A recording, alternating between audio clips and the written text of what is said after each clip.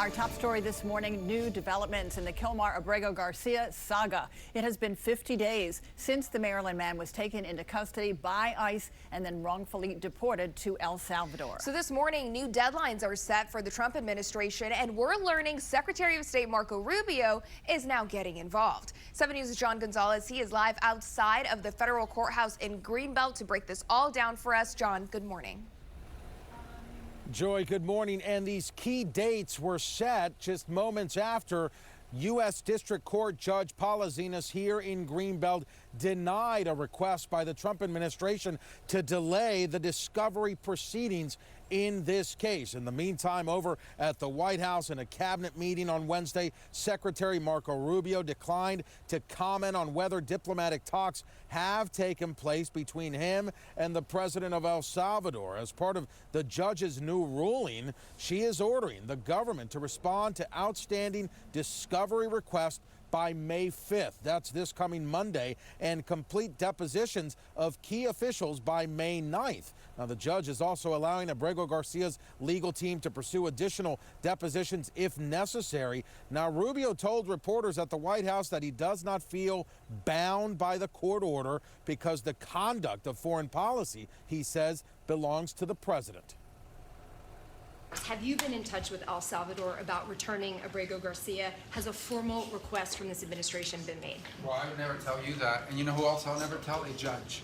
Because the conduct of our foreign policy belongs to the President of the United States and the executive branch, not some judge. So we will conduct foreign policy appropriately if we need to. But I'll never discuss it. And no one will ever make us discuss it because that's how foreign policy works. Now, the judge here in Greenbelt has also set a May 12th deadline for plaintiffs to renew their motions for relief, and the government must respond by May 14th. We are also hearing from Senator Chris Van Hollen, who, of course, has been very vocal during all of this and traveled to El Salvador weeks ago, what he had to say on Capitol Hill and that letter he sent to President Trump. Coming up in about half an hour. Reporting live, John Gonzalez, 7 News. John, thanks. I'm John Rogers here at the Alert Desk. And this morning, we're now learning details of a second protective order filed against Abrego Garcia in 2020, alleging he abused his wife. The Department of Homeland Security shared the documents yesterday in which Abrego Garcia's wife says he broke her phone and slapped her during an argument in their home. She filed another petition to rescind it about a week later. And this is the second time the government publicized documents pertaining to domestic violence allegations against Abrego Garcia. He was never charged with a crime, and his wife objects to these reports, saying their personal issues did not justify her husband's wrongful deportation.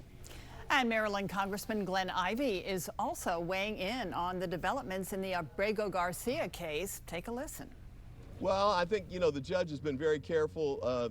Judge Xinis in Maryland and Judge Boasberg here in D.C., they've really been very meticulous in putting a record together because I think it's heading towards contempt charges being filed against members of the Trump administration. So I think they've done an outstanding job of taking it step by step and putting a strong record together. And I think it's clear that the Trump administration is violating not just any judicial order, but the Supreme Court order that was issued a few weeks ago.